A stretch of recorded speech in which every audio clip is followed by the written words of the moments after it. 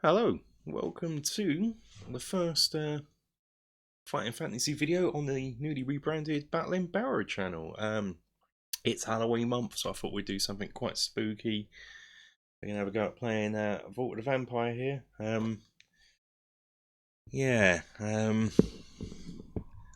Really love this game. One of those ones I've never been able to get very far on.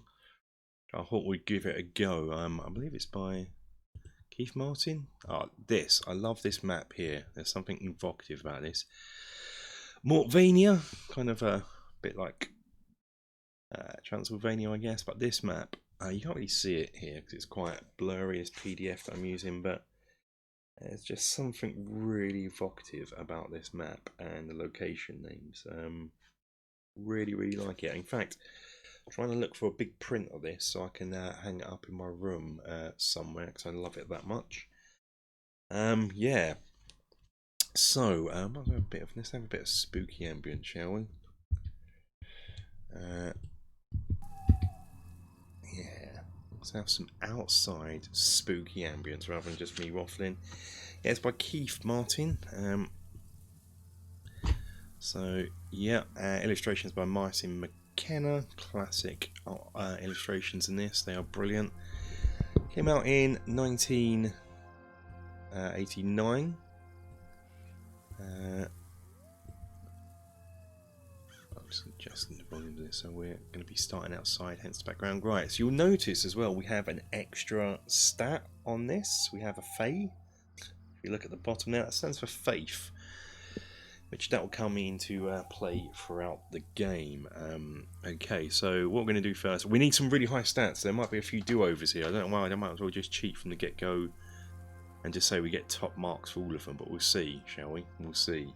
This is a really high stat game. So roll 1 dice, add 6 number, enter this into your skill box. So that's a 1. So, yep, we're going to have 3 re-rolls on each one and accept the third. 1. Fresh dice, Chiswick. 6. Yay. These are my rules. Sticking to them. We really need as much of this as possible. So my starting skill is 12. That should help. I have a stamina, some luck, and some faith. Roll 2 dice. 6 halfway. Rolled again. I'm accepting that roll. I don't want to roll a third time just in case it's lower. So that's 12, 18, 19, 20, 21. That's acceptable.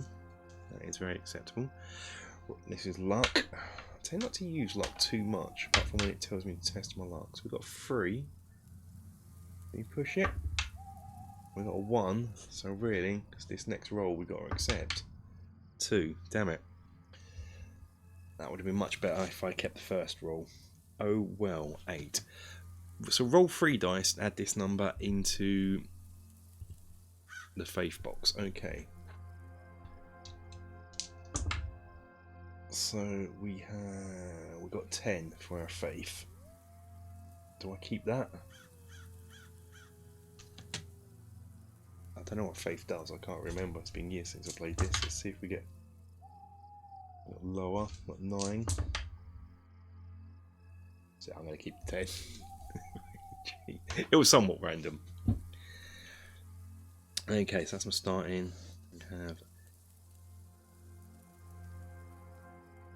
We have the usual stuff here. Faith will explain below. Skill 7 luck change drastically. Faith may change too. Screen reflect. This is all pretty standard. Battles. It's all. Luck.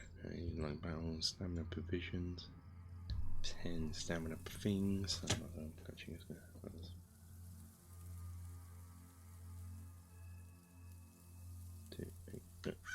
Cool. Faith luck. Afflictions. The eventual you embark on is hazardous. Once the trap zone endangers your face. Good. We have the backpack, lantern, sword, hints and play. I suppose I should put an afflictions box on my sheet. Actions, spells. Got my faith. Got my other equipment here. Treasure and equipment I'm not going to separate out. So here we go. This is it. Let's get going with this storyline, shall we? Rumours of great wealth and treasure have lured you to West Femfrey in the Old World. So we're not on Alanzir anymore. We are on the Old World. Interesting. New continent for us to explore him. To the forbidden land of Maritzdia. Maritzdia? That's what it says. Letters are a bit blurry. Home of the unscalable peaks clad in ice and snow, obscured by great swaths of freezing mist. The air is cold and damp, and you are dressed in furs to keep out the chill. Hunched in a swaying coach heading north towards Mortvania. You wonder whether any of the rumours you have heard have any truth in them. People hereabouts are poorly fed and clothed, and this hardly seems a place of great riches. Still, perhaps that means that the treasure is still hidden, and that the local folk haven't found them. Let me just clean the glasses. That may help. You are aroused from your reverie as the coach creaks to a halt. The coachman opens the doors and begins lowering trunks and bags from the roof. You step out into the murky twilight. A thick winter fog is drawing in around the little coaching village of Leverhelven. Leverhelven. Where you will rest tonight. The tavern is small and hardly luxurious, but the food is hot and the mulled wine is spiced and refreshing. But the local people, wary of strangers, talk little. After you enter, the tavern door is barred and the windows are already shuttered. The place has a strange name, the Heart's Blood. But it doesn't look like a hunting country, except for those seeking bears or wolves for their pelts. You ask the tavern keeper how the inn got its name, and a deathly hush descends upon the room. You made me miss my dad. American Wolf in London. He turns away, refusing to speak to you, and you wonder how a polite and innocent question can make him react in such a way. What's more, the man sitting by the fire turns round and spits at your feet. An old woman swathed in shawls and a peasant's smock looks over you and says, "Farriers don't know better." You can take her over a drink and ask her to tell you more, and at least she's talking to you, which is more friendly than anyone else here is. She gulps greedily at the warm wine. "Take no heart's blood, stranger. We're never called that till they change the sign outside. 'Tis the heart's blood, see? Heart. Heart. That's what too many folk round here have given up, their art blood." The low murmur of voices that began once more is completely silenced. People are casting fierce looks at you, and the old woman and the barman bellows at her to be silent. But her face is flushed with warmth from the wine, and she says, not to be unheard, "'Tis the Count. Damn his black heart. Folk vanish from the village, they do. They're never seen again. The Count takes them up to the castle, to be sure, and there they die a terrible death. Terrible. There's folk as heard the screams from the place, screams from the souls in hell itself." Now tears run down her old weathered face. "Didn't he take my granddaughter only yesterday? Didn't we see the coach and the headless horseman in the village? My poor little Natasha, such a beautiful gentle girl, taken from the fiend himself. Not a man in this god-forsaken place brave enough to go to the castle and save her." Embarrassed voices murmur around the room as sparks fly from the fire. The crackling of burning wood seems to emphasise the old woman's desperate plea. "I beg you, sir, rescue her. She's only 17. She ain't done no harm to anyone." She bursts into tears again. A tall red-haired man gets up from the table opposite and approaches you. You see he has only one arm, the right sleeve of his tunic pinned up to his chest. "Stranger, I take you for a wanderer, a seeker after adventure. What old Sletvana says is true. The Count is terrible, an evil soul. Castle Heydrich is a place of horror. I would have tried to slay him myself, but I took an arrow to the knee, but for one obvious reason." You nod as he glances down at the empty sleeve. "Will you help us? For my own days as warrior, I have some gold put by. and it is yours gladly if you will help. The eyes of all present turn to you, imploring your assistance. You're about to nod your agreement to this proposal when the door of the tavern bursts open. The people inside cry out in fear as an icy blast whips through the room. Outside in the mist, you can make a black coach with 4 jet black steeds prancing and whinnying, and the doorway stands a spectral figure, bony fingers extending from black sleeves, and he beckons you. But he says nothing. How could he? He has no head. Okay, we're already off to a spooky start of that intro. Okay. Onwards and upwards with the map, so I'm going to put just one down here. Okay, you follow the beckoning figure outside into the swirling mist. It leaps up to the driver's seat of the black coach and the carriage door swings open. The steeds prance unexpectedly, their breath steaming in the cold air. Will you attack the headless horseman? Probably not at this stage. Get in the coach? Definitely not, because why would I? It's a coach with a headless horseman. No! Ignore the coach and ask a local person to get to the castle. Yes! 148.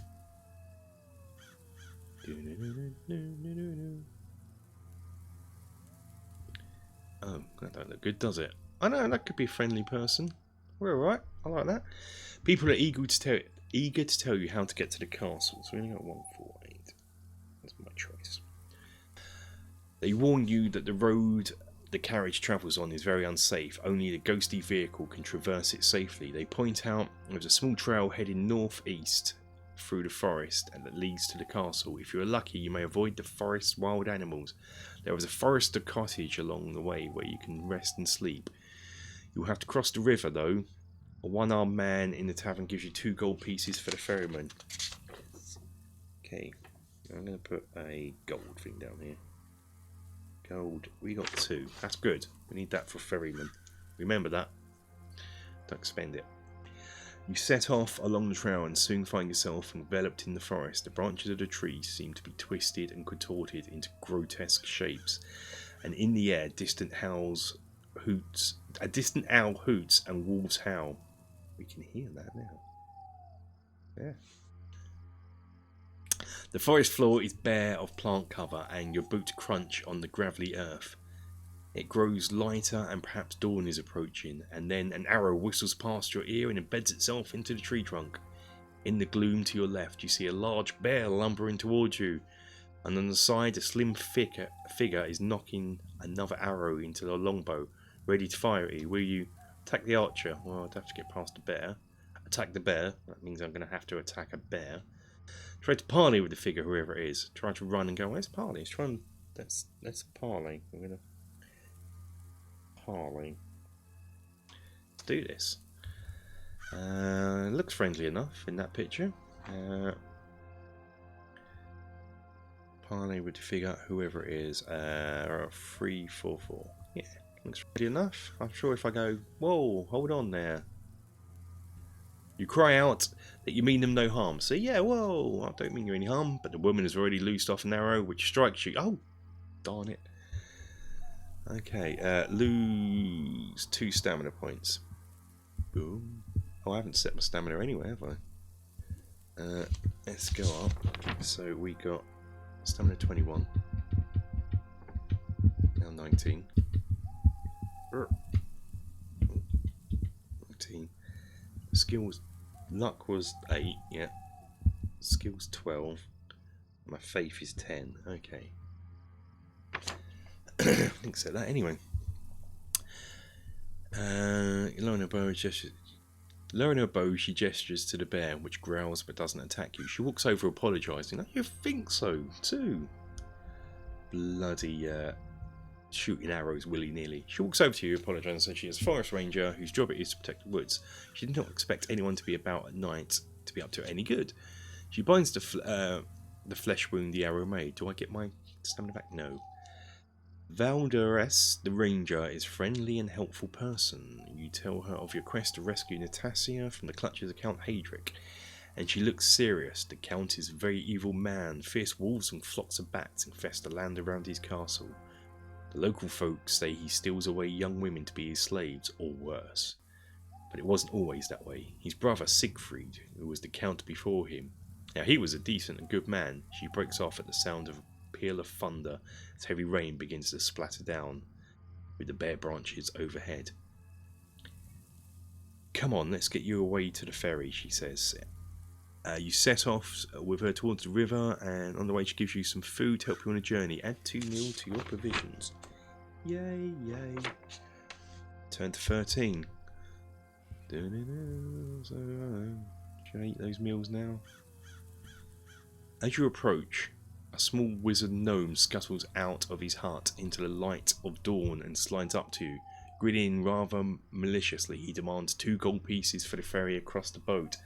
He adds, you have to stay and sleep in his hut if you wish. You are very tired. If available dress with the rangers with you, turn to 64.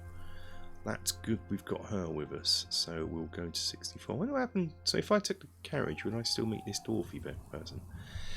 Valderas lifts up the gnome by his jerkin and holds him to speak to him face to face. Get my friend across the river, Snivel, free of charge. It's got 2 gold pieces. You owe me a favour for keeping those wolves away from you last week. Turning to you, she murmurs that Snivel is not the kind of gnome who to offer hospitality you should accept. There's a forester's hut further along the trail where you'll be able to find rest there in safety. She puts the gnome down and he fawns and toadies at you. You clamber into his boat and he mutters some words that you don't make out. The boat moves straight out against the current into the middle of the river. Valderas waves you goodbye and you step safely onto the opposite bank. Oh, I was hoping she was going to join us all the way through. She would have been cool. Some sort of range person. Okay, 383 was that? You set off on the trail along the far bank of the river. You walk on through a slight mist, but there is no bird song and little sign of life. The silence is almost unnerving.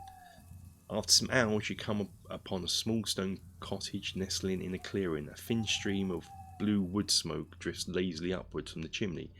Looking cautiously through the half-open door, you see a man inside, sitting dozing before a stove. He was dressed in brown and grey leathers.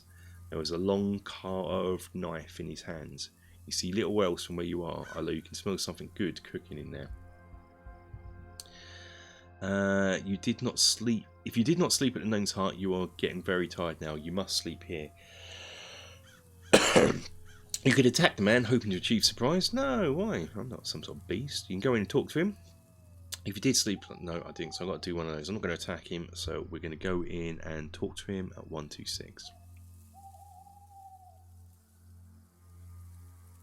26. Yeah, there we are. So I'm going to do a little.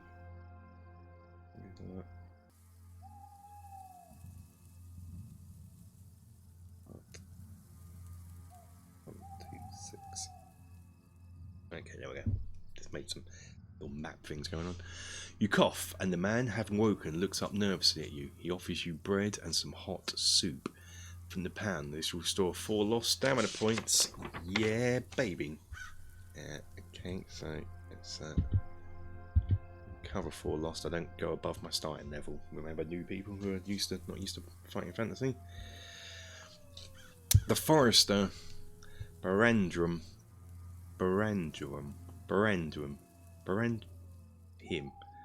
says he was once a warrior, but he took an arrow to the knee, but that he got tired of battle and bloodshed. He now prefers to live alone, at peace with the creatures of the forest. Now, however, they have mostly disappeared, and this saddens and worries him.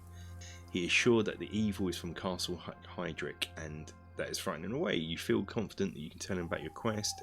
He commends you for your bravery and says he may be able to help you a little. He knows there are at least one good man in Castle who may be able to help. Lothar, the Castellan of the castle. So we got Lothar, Castellan, helpful. Me. Used to be friendly to Barandrum. But I have not seen him for some months. I do not even know if he still lives. Perhaps he too has fallen under the Count's sway or has been done away with. But if you meet him, he may be able to help you. Barandrum gives you a gift, a small string of cloves of garlic. Give it out. That's good if we're meeting a vampire. Which he gets from a small herb garden at the back of his cottage. It sounds a very nice place. At his urging, you place this round your neck, add garlic to your possessions. Barandrum offers you a safe place to stay. If you didn't sleep at the Gnome's Hut, you must sleep here, recover 4 lost stamina points. That's fine, I'm up to max. Whether you sleep or not, you'll resume your journey in the afternoon. 228. Okay.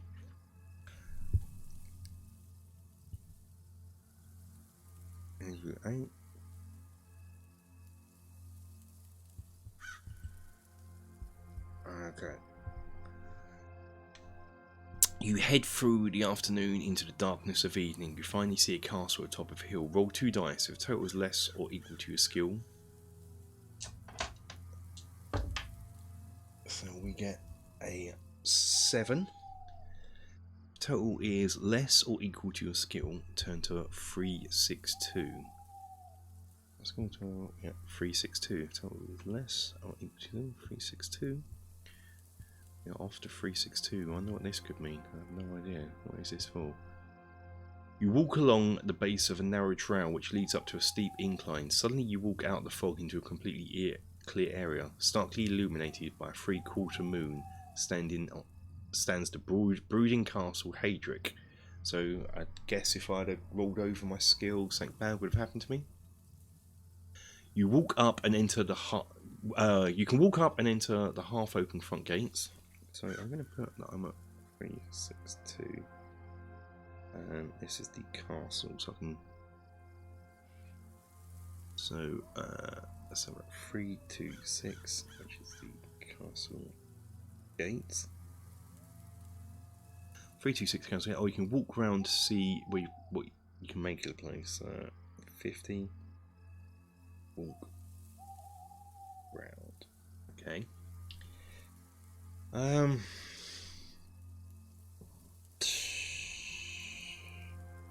not falling for that again. 326. Just going to try the doors, because I'm imagining if there's a castellan of the place, he'll be the person that opens the door. So if we can meet him as soon as possible, that'll be cool, right? The friendly dude. He's like a butler. He's the person in charge of the castle. So yeah, let's go to 326 before we start snooping around. Let's see if I can meet him. You put your shoulder to the heavy wooden doors and they open with a creak which sets your nerves on edge. You walk through to a small entrance area into a large courtyard. Okay, so we're going to go... Just make a note, this is the courtyard we are in. Facing you, you observe a great brass decorated doors across the courtyard, and past the entrance looks like a family crypt. There are also 2 doors to the west of you. 2 doors west. Okay. 2 doors west of you and a door around the corner which opens into the southern part of the building. Okay. Head through the brass door to the north. So this is 2. This is a brass door. Open the door to the south, that's 18. Open the upper west door, 377. Open the lower west door, 54. And I think I have the crypt coming down here, 90. Which is the crypt.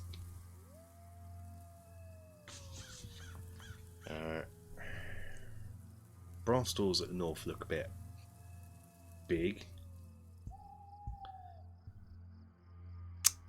Crypt. It's a crypt. I know it's the Halloween edition, but it's a crypt. The west doors. Let's go south. 18. Yeah, the west doors are the west doors. I mean, there's no. This is process of elimination. Oh, why do I always do this on these games? South 18. Okay, where's this taking us? I have played this before for the record, but it's been so long ago. I had hair and a waist. I had hair that wasn't grey. I had hair. That's how long ago it was. You open the door. It is very dark within, and you need your lantern to see. I just suddenly realised we're in the castle. No, we're not. We're still outside. I've got a different ambience when we actually get in. Peering in, you can make out sacks of grain and some scurrying rats. There's a door in the west. Yeah, we're in. I'd say we're inside now, wouldn't you? Let's go about interior ambience now, because that was getting a bit much. Peering in, you can make out sacks of grain and scurrying rats. There's a door in the west of this storeroom. Why is it always to the west? That's going to affect my map. Move to the west door, 67. There's a lot of options here. Leave the crypt and go back to the courtyard. So that's going to be 90 to go back. Leave the door and... Oh, that's 90. No, we're fine. Don't need to do anything like that. Or 2. Well, I guess the only thing we can do... I want to go... I'll tell you what I've lost now, though. I've lost the option to 326, just in case. I'm putting 326 to courtyard, so I've lost the options to go to the west there, haven't I? In this option, so sorry.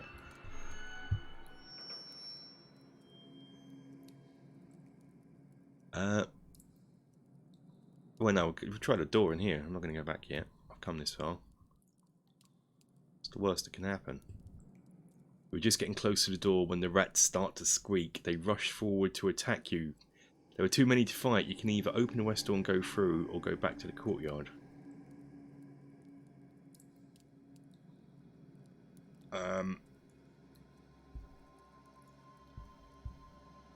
Well, again, I don't want to... 115. I'm going to... No, push on through. What? Oh, I was facing him, yeah. Minor panic. You fling the door open and slam it shut behind you, keeping the squeaking horde at bay. You find yourself... So, you're going to go west into 115 now. You find yourself in a dusty chamber with a wooden spiral staircase leading upwards. It is dark and cobwebbed. You need your lantern to see by. As you head towards the filthy encrusted wooden steps, 2 man-like figures loom out of the shadows. A stench of death is strong on them, and their half-rotting hands clutch rusted swords. Roll 2 dice and add 2. 9. If the total rolled and add 2, 6, 7, 8, 9, 10, 11. If the total rolled is less than equal to your faith, if the total is greater than your faith,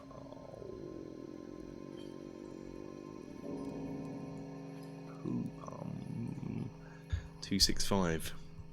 I feel I've lost my first faith test. You must fight the zombies one at a time. Fight the first one. Oh, have I passed my faith test? Oh, I must have passed it. Alright. Fair enough. I'll make a point that there's zombies here. You must fight the zombies one at a time. Fight the first zombie, and then, if still alive, fight the second one. Okay. We can make enough room for this. So we have 1 at 5, and 1 at 7. Okay.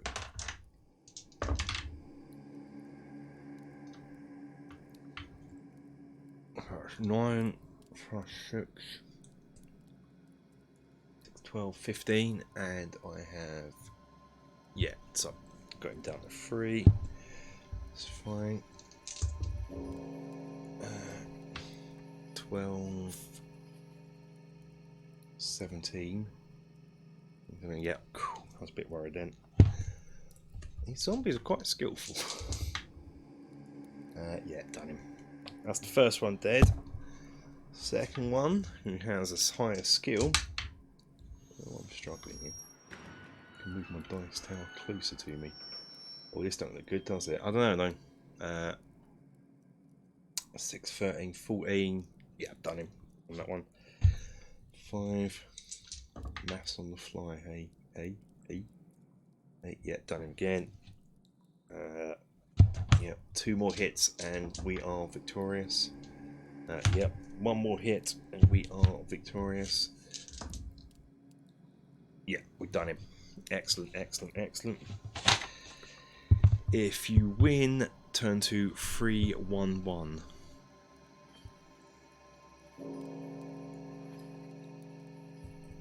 The stairs end at a landing which comes into... So I'm not getting anything from that. I just... excuse me. I just kill him and move on. Okay, fine. Fair enough. Fair enough. 311. Stairs. Okay. The stairs end at a landing where you come to a door of black wood embellished with runes inlaid with silver. You try to open it. The handle turns into a claw and grasps your wrist. Leave this place. The door intones sonorously. You are not allowed here. The claw releases your hand. A talking door. You can try and get past it, or you can give up and go back to the courtyard. Let's try it. 342. We've come this way. I don't know when I'm going to give up and just go back to the courtyard.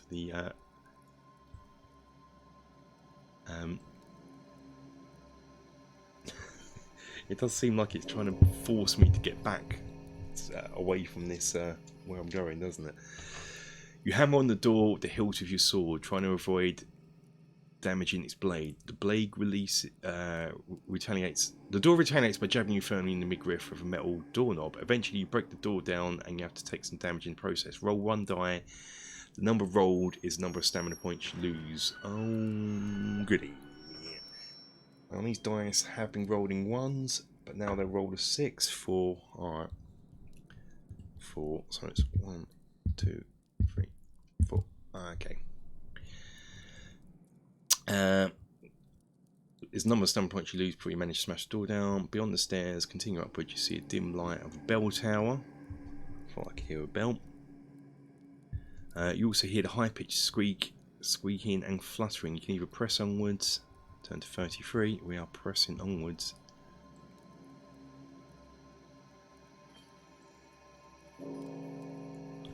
As you enter the bell tower, a flock of bats rises up and swarms around you in front of your face. Test your luck. If you are lucky... I forgot to test luck. Luck. Test your luck. What is it? Test your luck now. So, how do you test your luck? You test your luck as far as roll 2 dice. Add numbers. Okay, 2. Of course it is. What am I doing? Not been that long since I played him. 2 dice. 6, 7, 8, 9. Excellent. My luck's 8, so I failed. And I believe, even though you fail, your luck still goes down. And I think luck's... Nope. Yep. Nope. Yep. If you're unlucky, turn to 133. Alright, I'm going to lose some stamina here, I take it. The bats surround you, you can't see anything, you try to fight them off. The wicked little teeth are bloodied from feeding on something, perhaps someone. There are too many to fight, you have to retreat back to stairs. You can climb up to the bell tower again, hoping the bats have flown off. Return to 33. Oh my goodness, this is going to be... We're in a loop until I pass. 4, 5, 6, yeah, okay. We were in a loop. If you're lucky, turned 86. My goodness. We could have just... You swing the lantern around, try and drive the bats off. They're squeaking and give out enveloping blackness and night. You see before you a dirty bell tower, some old bronze bells and 1 silver bell which seems to glow very faint. Roll 1 die and add 3. Oh.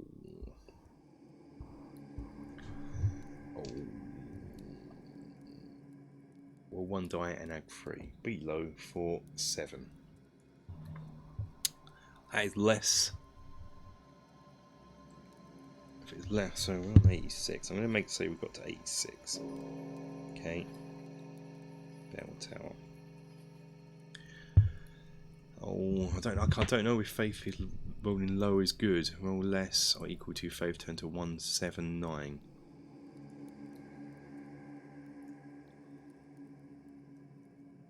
The silver bell radiates a sense of goodness to you. Oh, so rolling low is good. So when I rolled over my faith and I had to fight the zombies, could I have avoided them? And inside the bell is named Stretch Siegfried. Although it could raise an alarm, an impulse you ring the bell. Okay, that seems like a good Good thing, could ward off some evil for me. The clapper strikes the silver bell soundlessly, and a sudden shock runs through your body. Ooh. You feel lightheaded and half swooning. A majestic figure stands radiant in the air before you, clad in shining chainmail, bearing a shield of purest white with a red cross. Holding a magnificent long sword stands the shade of Sigrid Heinrich, former count of the castle in happier times. He stands under 7 feet tall, and his flowing blonde locks frame his noble and smooth, complex and flawless face. Oh my god, the apparition speaks. Cleanse this place of shame and horror, brave warrior. My brother slew me by treachery, and I call on you to restore the good name and free the people in Rainer's thrall. In this place, he has hidden my armour, my shield, and my great sword, Nightstar. I know not where they are, but I know a lesser magical blade that is of my faithful vassal, Mikhail, is hidden below this tower. Yay, magical blade below the tower. Hidden in the trapdoor at the base. Go now, my friend. Destroy the evil of this castle, and then the ghost is gone. 337. Okay, 337. I might have to stop here. This might be a good place to stop. We'll stop after this. We're going to go at 338. Turn to the courtyard.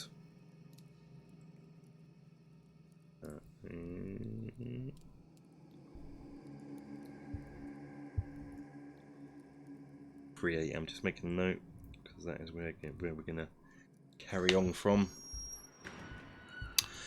You make your way down the stairs with renewed vigour and grim. Add 1 faith point. Okay, let's get this done. Yep, cool. 1 faith point and 1 luck point. Thank goodness, because my luck is all manner of... Oh. My faith points. Things around, so yeah.